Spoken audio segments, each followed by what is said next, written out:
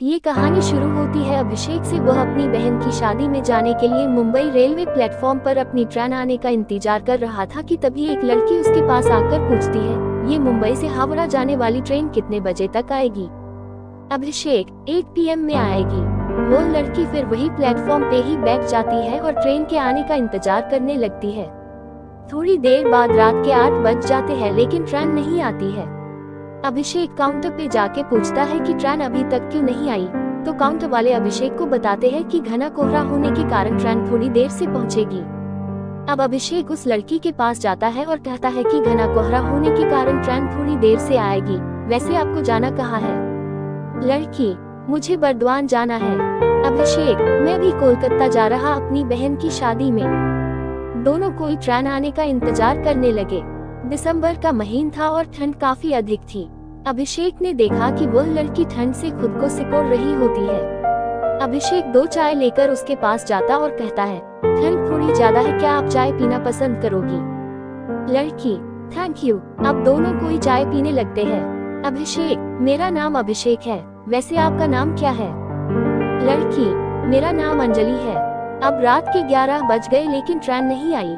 अभिषेक ने अंजलि से कहा कि चलो हम वेटिंग हॉल में जाकर बैठते हैं, यहाँ पे ठंड भी बहुत लग रही है। दोनों कोई हॉल में जाकर बैठ जाते हैं। थोड़ी देर बाद अंजलि सो जाती है। अब अभिषेक की आंखें अंजलि को ही देख रही होती है। अंजलि की गुलाब की पंखुड़ियों जैसी होठों और उसका मासूम से चेहरे को देखकर अभिषेक के दिल में कुछ होने लगा। अभिषेक ने खुद को संभाला और अंजलि की तरफ से अपनी नजरें हटा ली। रात के 2 बजे ट्रेन प्लेटफॉर्म पे आती है। अभिषेक तुरंत जाकर अंजलि को उठाता है और फिर दोनों कोई ट्रेन में जाकर बैठ जाते हैं। अंजलि अभिषेक से पूछती है, आप मुंबई में क्या करते हो? अभिषेक, मैं एक कंपनी में सेल्समैन की जॉब करता हूँ। और आप क्या करते हो? अंजलि, मैं अभी मुंबई से होटल मैनेजमेंट की पढ़ाई कर रही हूँ। दोनों एक दूसरे से बातें करने लगे और बातों ही बातों में अंजलि ने अभिषेक से पूछा कि क्या आपकी शादी हो गई है? अभिषेक मुस्कुराते हुए कहता है, नहीं अभी तक तो नहीं हुई। अंजलि, आपकी कोई गर्लफ्रेंड? अभिषेक, नहीं मेरी कोई गर्लफ्रेंड भी नहीं है, वैसी कोई लड़की मुझे मिली ही नहीं। अंजलि, कैसी लड़की चाहिए आपको, जरा हमें भी बताइए। अभिषेक, बिल्कुल आपकी जैसी। अंजलि, मेरी जैसी ही क्यों? अभिषेक, आप बहुत ही प्यारी और मासूम हो और आपकी ये प्यारी प्यारी बातें मुझे अच्छी लगती है। अंजलि, अच्छा जी ये बात है, तो चलिए अब हम आपके लिए कोई मासूम ही लड़की ढूंढती हूँ। आप अपना फोन नंबर हमें दे दो ताकि लड़की मिलने के बाद कांटेक्ट हो सके। अभिषेक तुरंत अपना फोन नंबर अंजलि को देता है। थोड़ी देर बाद अंजलि सो जाती है लेकिन अभिषेक को नींद ही नहीं आती है।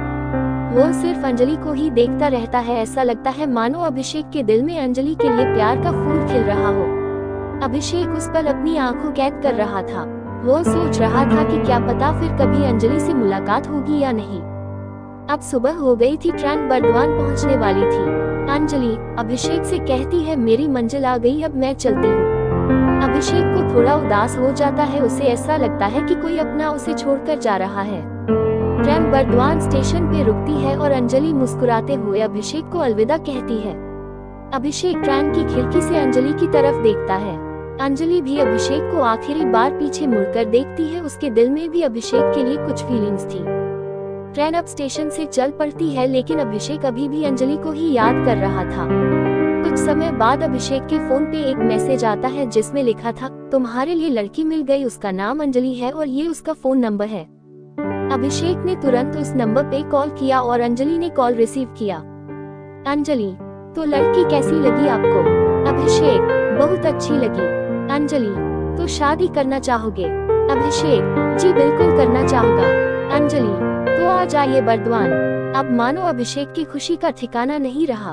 उसे उसकी सपनों की रानी जो मिल गई थी। अभिषेक घर पहुंचने तक अंजलि से ही बातें करता रहा।